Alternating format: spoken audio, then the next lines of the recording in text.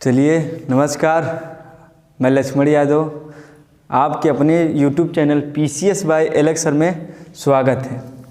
आज हम लोग स्टार्ट करेंगे कक्षा 9 गुरुत्वाकर्षण, और कक्षा 11 में भी यह खूब पूछा एक प्रकार का चैप्टर ही है। तो इसके बारे में स्टार्ट करने से पहले भैया सबसे पहले जान लें, बड़े खतरनाक इरादे का चैप्टर होने वाला है। तो गुरुत्वाकर्षण को पढ़ने से पहले हम कुछ छोटी छोटी बातें जानेंगे जो हमारे न तो बोर्ड के एग्ज़ाम में, किसी के एग्ज़ाम में नहीं पूछा जाता, लेकिन जो हमारे आसपास के पड़ोसी होते हैं या छोटा मोटा क्वेश्चन पूछते हैं जो इरादे गड़बड़ाने के लिए। तो इरादों को हमको मजबूत करना है। सबसे पहले हेडिंग डाल लो तारा, स्टार। तारा यानी स्टार। कॉपी कलम लेकर बैठ जाओ और आराम से एक एक बातों को स्पष्ट लिखो। देखो तारा तुम सब जानते हो, स्टार, तारा वे आकाशीय पिंड होते हैं, तारा वे आकाशीय पिंड होते हैं जो स्थिर होते हैं। आसमान में, सौरमंडल में क्या होते हैं? स्थिर होते हैं। उसे क्या कहा जाएगा? तारा। वे पिंड जो आसमान में, सौरमंडल में, आकाश में स्थिर होते हैं उसे क्या कहा जाएगा? तारा। क्या कहा जाएगा? तारा। इस बात को नोट कर लेना। तारा किसे कहेंगे? वे पिंड जो सौरमंडल में, आसमान में, आकाश में स्थिर होते हैं, स्थिर अवस्था में पाए जाते हैं, वह क्या कहलाएगा? तारा। एग्जाम्पल के रूप में बताएं, जैसे में सूर्य एक प्रकार का तारा है। सूर्य एक प्रकार का तारा। सूर्य जो है हमारा एक प्रकार क्या है? तारा है। ठीक, फिर आगे हम लोग बढ़ते हैं ग्रह। ग्रह प्लेनेट होता है अंग्रेजी शायद। ग्रह, ग्रह के बारे में जानो। यह छोटी छोटी बातें हैं जो न तुम्हारे एग्जाम में किसी पूछेगा, हाँ, लेकिन ज्ञान की बात है, याद किए रहोगे तो मज़ा आएगी। थोड़ा चैप्टर को मज़ेदार बनाने के लिए छोटी छोटी बातों को आना है। इरादे खतरनाक करना है तो पढ़ो सही से। देखो ग्रह क्या होता है? ग्रह वह पिंड है जो सूर्य भगवान, हमारे सन देवता, सन बाबा के क्या करते हैं? चक्कर लगाते हैं। सूर्य भगवान के क्या करते हैं भैया? चक्कर लगाते। वे पिंड, लिख लो इस बात को, वे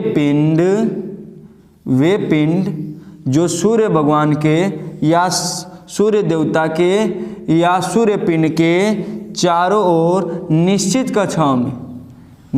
कक्षाओं में क्या करते हैं? चक्कर लगाते हैं, उन्हें क्या कहा जाएगा? ग्रह। क्या कहा जाएगा? ग्रह। एक बार फिर से सुन लो, ग्रह किसे कहेंगे? वे पिंड जो सूर्य के क्या करते हैं? सूर्य के चक्कर में पड़े रहते हैं, यानी सूर्य का चक्कर लगाते हैं निश्चित कक्षाओं में। उनकी कक्षा क्या होगी? निश्चित होगी। वह क्या कहलाएंगे? ग्रह। सभी को पता है ग्रह कितने होते हैं? कितने होते हैं? कमेंट करके बताओ भैया। ग्रह होते हैं टोटल 8। ग्रह कितने होते हैं? 8। कुछ लोग के दिमाग में चला होगा 9 होता है, था, लेकिन अब बेचारा नहीं है। क्यों? उसको पहले हम लोग जानेंगे। ग्रह उसे कहेंगे जो सूर्य के चारों ओर निश्चित कक्षाओं में चक्कर लगाते हैं, उन्हें उसे क्या कहा जाता है? ग्रह कहा जाता है। ग्रह देखो कौन कौन से हैं। सूर्य के सबसे नज़दीक ग्रह जो चक्कर लगाते हैं उसका नाम है भैया बुध। उसका नाम है भैया बुध नाम है। जो दूसरा ग्रह है उसका नाम है शुक्रवार। तीसरा हमारी खुद पृथ्वी माई है। तीसरा ग्रह हमारा क्या है? पृथ्वी माता है। चौथे ग्रह का नाम है भैया, चौथे ग्रह का नाम है मंगल पुजारी। फिर इसी प्रकार से आगे और भी इस प्रकार से रहेंगे। 1 2 3 4 5 6 7 8 इस प्रकार से यह सूर्य के चारों निश्चित कक्षाओं में क्या करेंगे? चक्कर लगाएंगे। पहला बुध, दूसरा यहाँ पर रहेगा, यहाँ पर रहेगा शुक्र, यानी दूसरे ग्रह यहाँ पर शुक्र, पृथ्वी में तीसरा, चौथा हमारा होगा मंगल जी, और पांचवा हमारा होगा शनि भगवान। शनि जी हैं, बृहस्पति इसके बाद शनि है, बृहस्पति इसके बाद कौन है, शनि। फिर इसके बाद है अरूण, और एक इसके बाद है वरुण, अरूण वरुण। यह टोटल हमारे कितने ग्रह हैं, 8 ग्रह। सूर्य के चारों ओर जो निश्चित कक्षाओं में पिंड चक्कर लगाते हैं उन्हें क्या कहा जाएगा, ग्रह। ग्रह टोटल कितने होते हैं, 8। 2006 के बाद टोटल 8 ग्रह प्राप्त हुए, क्योंकि जो 9वां ग्रह था, 9वें ग्रह का नाम है प्लूटो। 9वें ग्रह का नाम क्या है, प्लूटो। यह बहुत बदतमीज ग्रह है। बदतमीज यह ग्रह इसलिए है क्योंकि इसे 2006 के बाद ग्रह के श्रेणियों में से निकाल दिया गया। इसे कहा गया कि तुम ग्रह लायक है ही नहीं। क्यों? क्योंकि परिभाषा के अनुसार यह बताया गया था कि जो निश्चित कक्षाओं में सूर्य के चारों ओर चक्कर लगाएगा उसे क्या कहा जाएगा, ग्रह। लेकिन यह जो प्लूटो था बड़ा बदतमीज था, बड़े बेया किस्म का था। यह जो है कभी वरुण, कभी वरुण, अरुण, इन मंगल, पृथ्वी सभी के कक्षाओं में घुस कर चक्कर काटने लगता था। मतलब कहने का मतलब, जब सभी की कक्षाएं निश्चित बनी है तो तुम भैया अपने कक्षा में काटो ना चक्कर। लेकिन यह नहीं था, यह बड़े बदतमीज था। कबो वरुण में, कबो अरुण में, कबो शनि में, कबो बृहस्पति में, कबो मंगल, कभी पृथ्वी, कभी शुक्र, कभी बुध में घुस कर यह क्या करने लगता है, चक्कर काटने लगता है। यानी यह ग्रह की परिभाषाओं को, ग्रह की जो बातें हो रही थी उसके बारे में क्या अलग बेहुदा किस्म का निकलने लगा। इसलिए इसका नाम पड़ गया क्षुद्र ग्रह। क्षुद्र ग्रह, क्षुद्र ग्रह। क्षुद्र का मतलब बेहिया किस्म, बेकार। 2006 के बाद इसे ग्रह के श्रेणी से क्या किया गया, निकाल दिया। क्यों?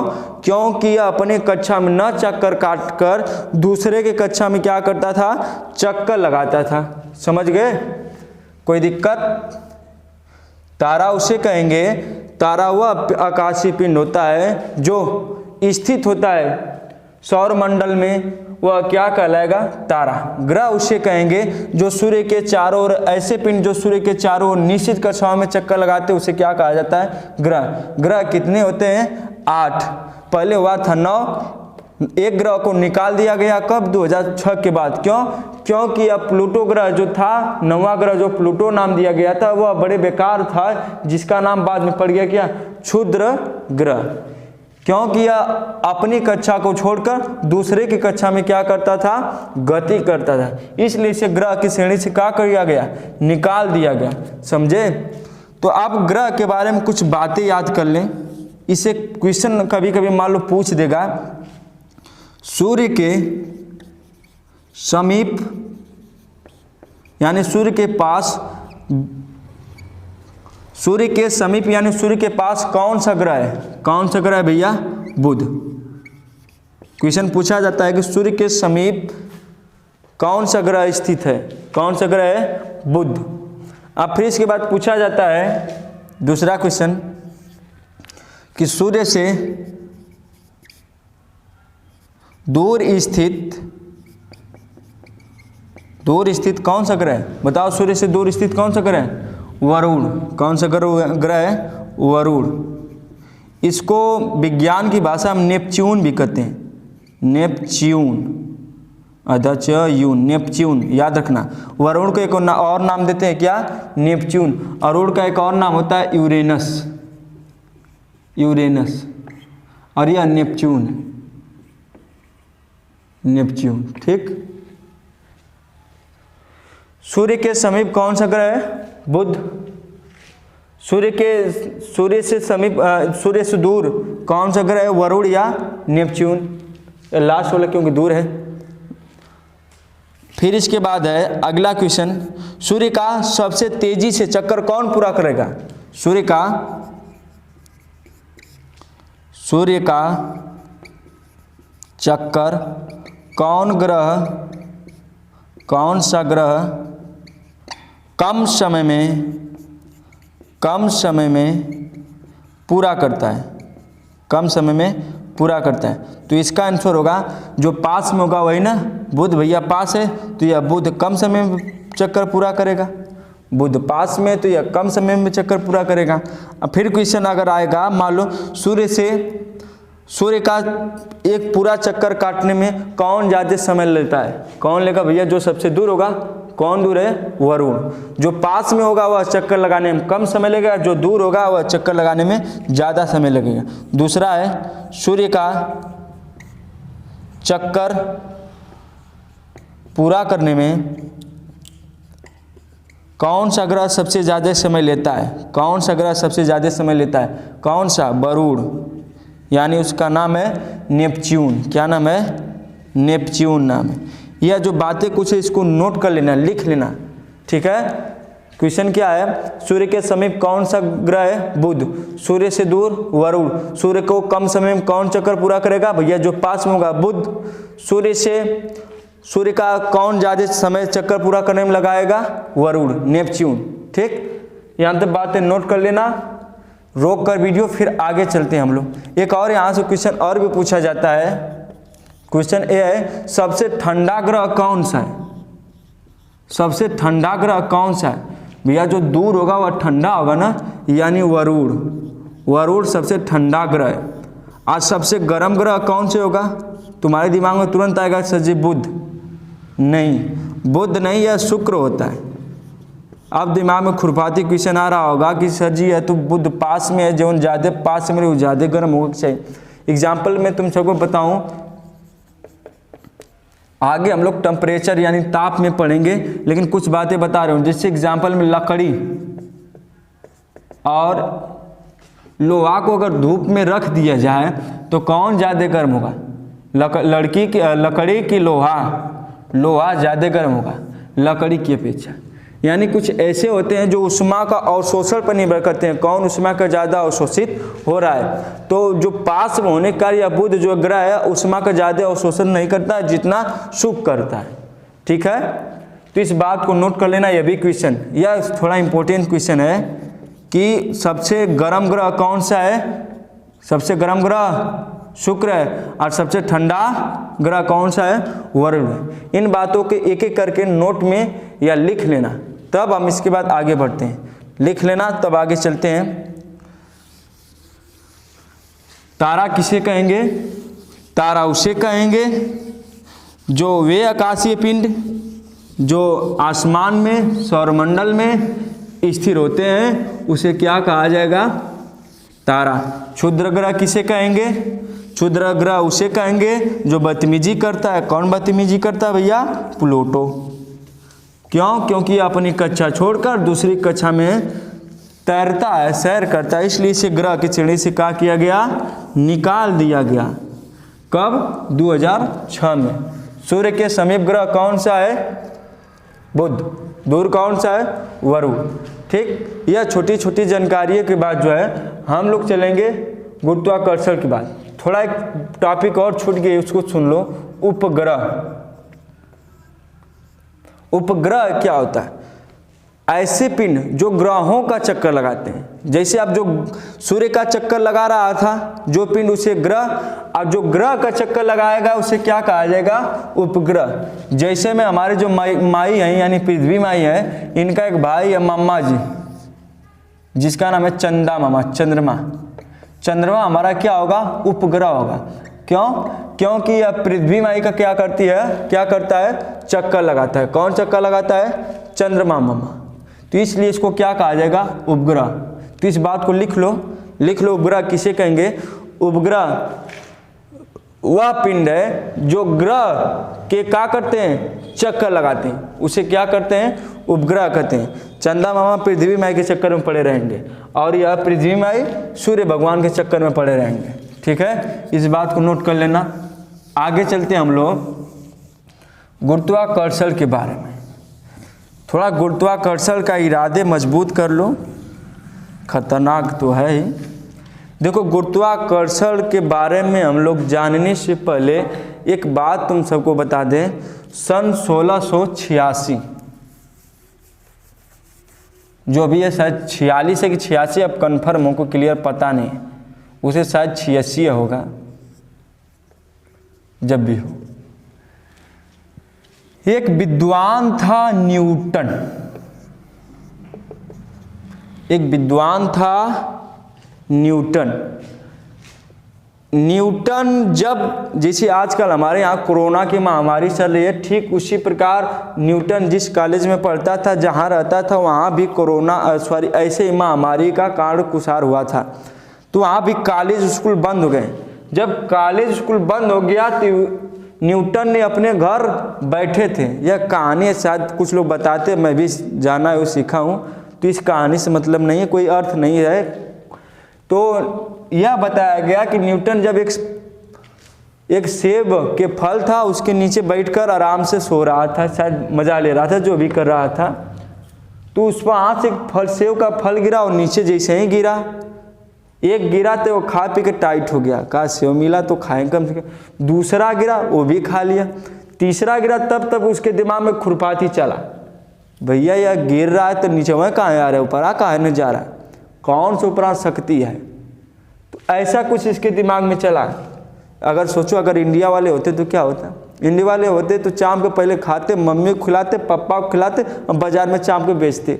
ऐसे दिमाग में खुरपाती नियम नहीं लाते, समझे, इंडिया वाले काम है। चलो अच्छा किया न्यूटन ने जब इस बात को एक्सपेरिमेंट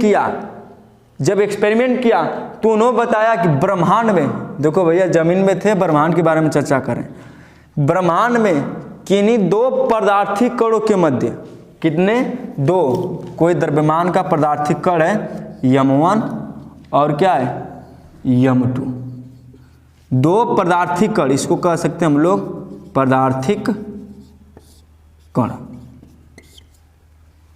पदार्थिक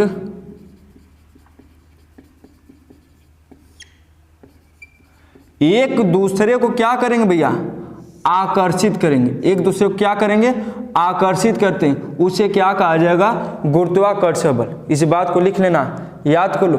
ब्रह्मांड में किन्हीं दो पिंड, इसको पिंड भी मान सकते हो, पिंडा बाबा, पिंड भी मान सकते हो। ब्रह्मांड में किन्हीं दो पिंडों के बीच लगने वाला कौन सा बल, आकर्षण को क्या कहा जाएगा, गुरुत्वाकर्षण।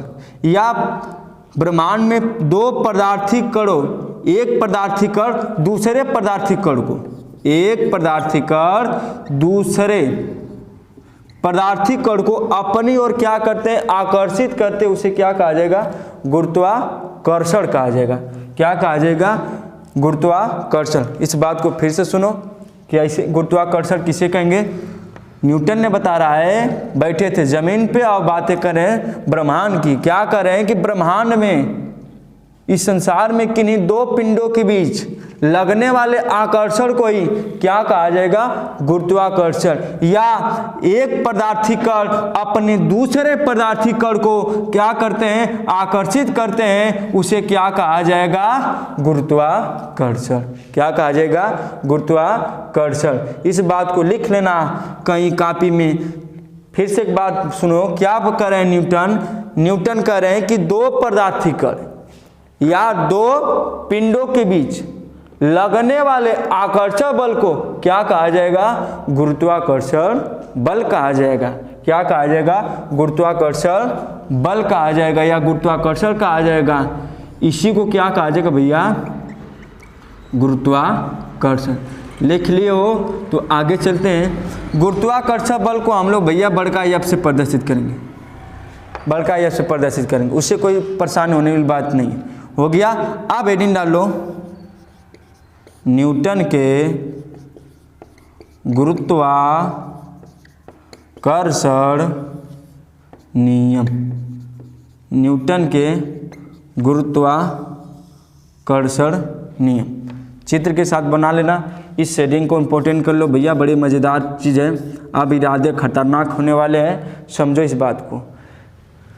न्यूटन भाई साहब ने जब गुरुत्वाकर्षण की परिभाषा दी, सबको बताएं, उन्होंने गुरुत्वाकर्षण के लिए एक नियम बताया, प्रतिपादित किया, और नियम कहा कि जो यह दो द्रव्यमानों के पिंड है, m1 है और क्या है, m2 है, इनका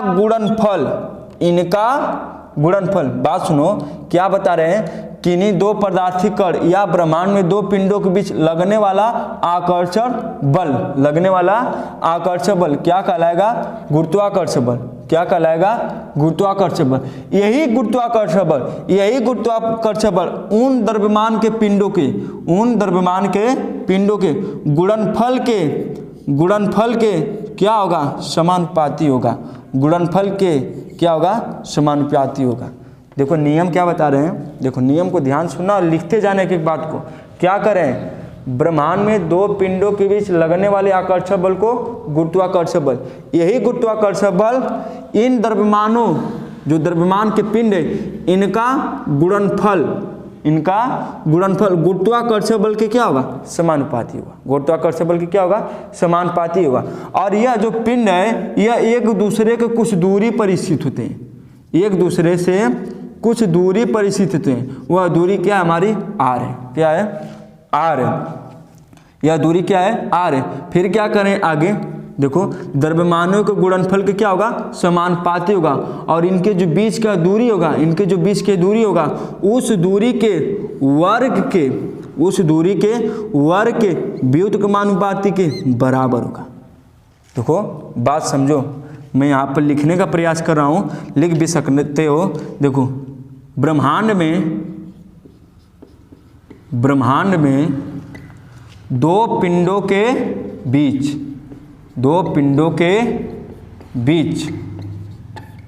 लगने वाला आकर्षण बल को क्या कहते हैं हम लोग, गुरुत्वाकर्षण बल। क्या कहते हैं, गुरुत्वाकर्षण बल। फिर इसके बाद जो गुरुत्वाकर्षण बल है, नीचे से लिखना, गुरुत्वाकर्षण बल पिंडों के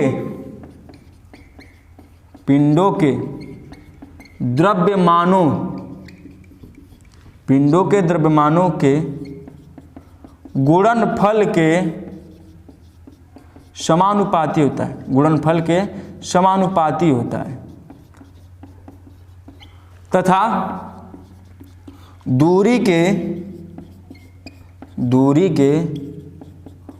वर्ग क्या होगा, व्युत्क्रमानुपाती होता है।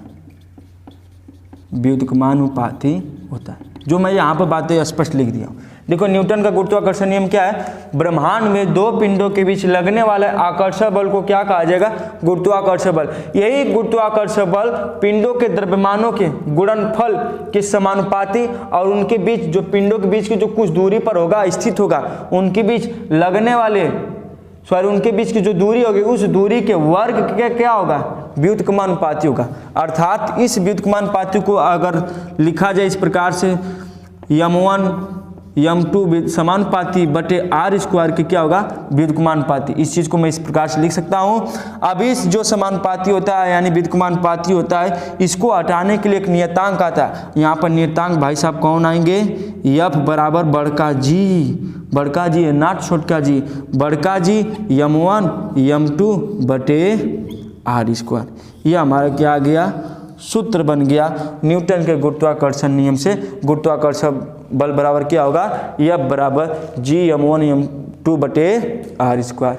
इस बात को लिख लेना, यहाँ तक नोट कर लेना। फिर इसके बाद आगे चलते हैं। देखो एक बार फिर से रिपीट कर लो, न्यूटन का गुरुत्वाकर्षण नियम क्या है। पहले बात है गुरुत्वाकर्षण किसे कहेंगे, ब्रह्मांड में दो पिंडों के बीच लगने वाले आकर्षण बल को गुरुत्वाकर्षण बल। इन पिंडों के बीच की दूरी क्या है, r है। क्या है, कुछ दूरी पर रखा था, r दूरी पर। तो उन्होंने इसके लिए नियम क्या दिया, न्यूटन के गुरुत्वाकर्षण नियम क्या बताया, ब्रह्मांड में दो पिंडों के बीच लगने वाले आकर्षण बल को क्या कहा था, गुरुत्वाकर्षण बल। यही गुरुत्वाकर्षण पिंडों के द्रव्यमानों के गुणनफल के क्या होगा, समानुपाती, और उनके बीच की जो दूरी होगा, उस दूरी के वर्ग के क्या होगा, व्युत्क्रमानुपाती होता है। यह क्या बताएं न्यूटन ने नियम का, अर्थात F समानुपाती m1 इंटू m2, यानी द्रव्यमानों के गुणनफल के गुरुत्वाकर्षण बल क्या होगा, समानुपाती। फिर यह व्युत्क्रमानुपाती 1/r², वर्ग क्या, दूरी के वर्ग क्या होगा, व्युत्क्रमानुपाती, अर्थात यम समानुपाती या व्युत्क्रमानुपाती m1 m2/r²। एफ बराबर इस समानुपाती को हटाने के लिए नियतांक लाते हैं, नियतांक क्या है, एफ बराबर g m1 m2/r², जहाँ g को हम लोग कहते हैं सार्वत्रिक नियतांक।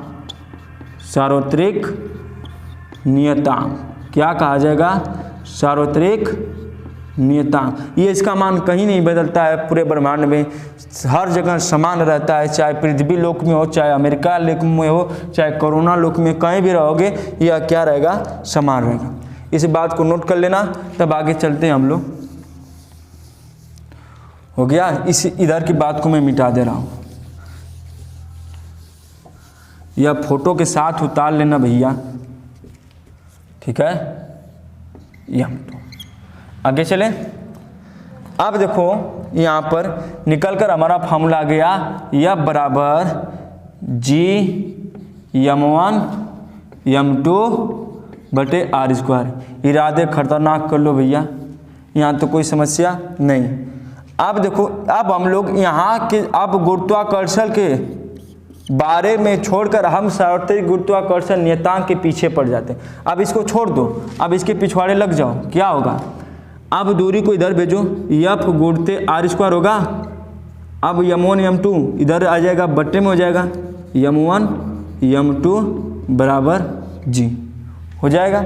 इसको एक साधारण तरीके से लिखे, f गुणते r² बटे m1 इंटू m2। कोई समस्या?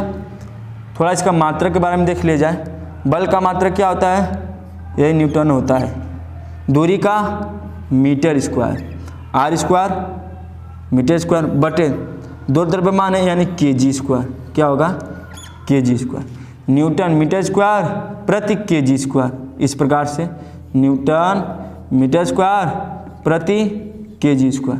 यह किस में होगा, MKS पद्धति में। किस में होगा, MKS पद्धति में। इसका मात्रक क्या होगा, न्यूटन मीटर स्क्वायर प्रति kg²। अब CGS में क्या होगा, न्यूटन को CGS में क्या कहा जाता है, डाइन चुराइन।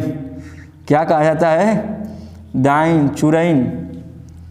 मीटर को सेंटीमीटर, सेंटीमीटर स्क्वायर बटे द्रव्यमान को ग्राम में, ग्राम का स्क्वायर। समझ रहे हो, यानी इसको लिख सकते हैं चुरैनिया यानी डाइन सेंटीमीटर स्क्वायर प्रति ग्राम स्क्वायर। यह किस में होगा, हमारा CGS पद्धति में होगा। किस में होगा, CGS पद्धति में। यह दिखाई दे रहा है ना, दिखाई दे रहा है, किस में होगा, CGS पद्धति में।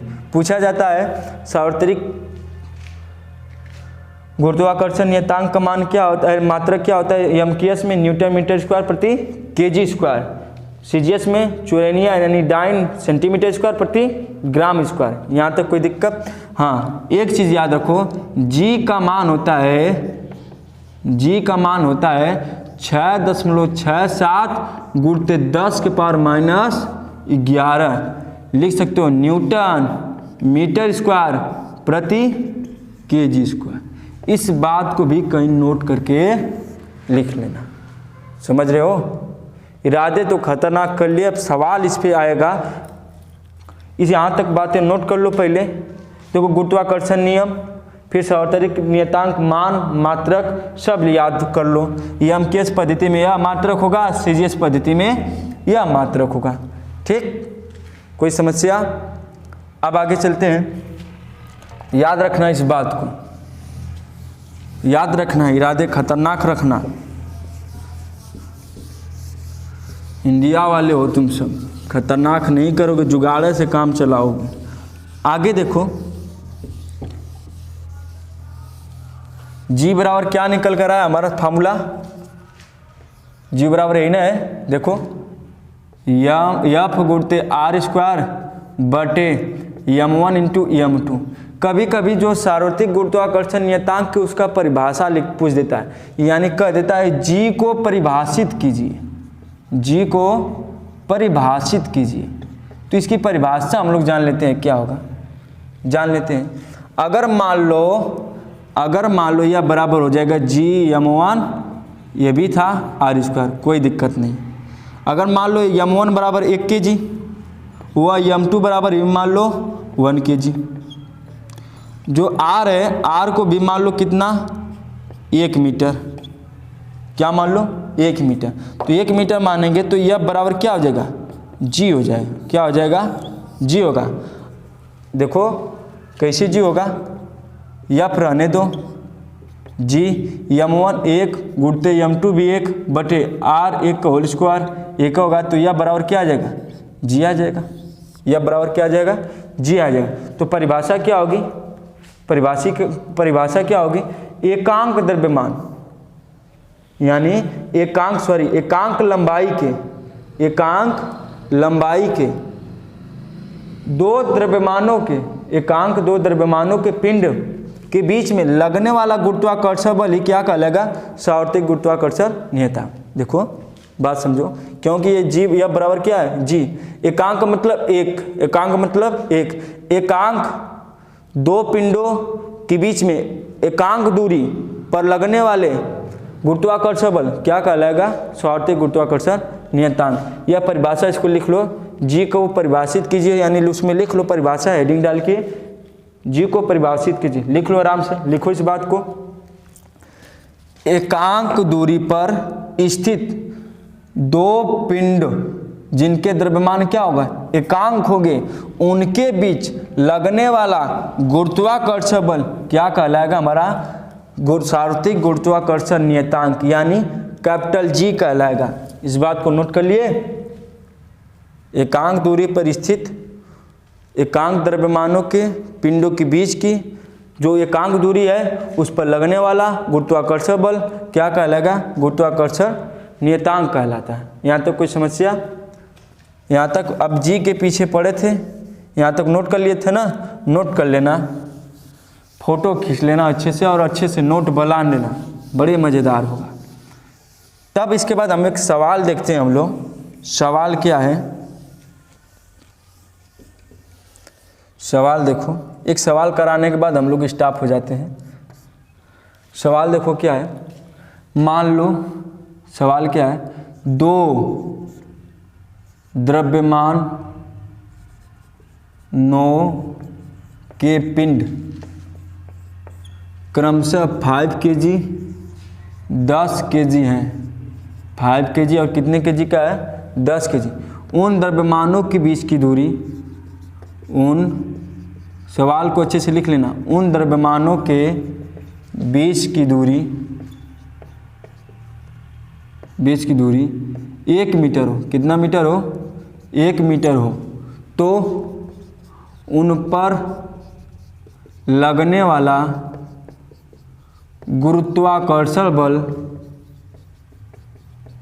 क्या होगा, क्या हो।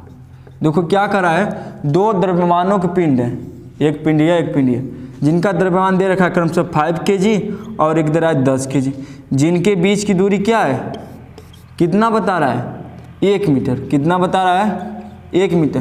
तो इन पर लगने वाला बल पूछ रहा है, गुरुत्वाकर्षण बल, यानी यह भाई साहब पूछ रहा है। m1 बता रखा है कितना kg 5 kg, m2 बता रखा है कितना kg 10 kg। यह बराबर पूछ रहा है, तो यह बराबर फॉर्मूला बताओ क्या होता है, यह बराबर होता है G(m1 m2 बटे r² होता है। G रहने दो, m1 का मान कितना है 5 kg, m2 का मान कितना है 10 kg, r² यानी 1 का होल स्क्वायर, समझे। तो यह हो जाएगा F बराबर G का मान कितना है, वहाँ देखो 6.67 गुणते 10 पर -11 G का मान है, गुणते 10 × 50 बटे नीचे उतने को उतना 1 का करोगे कोई मतलब नहीं है।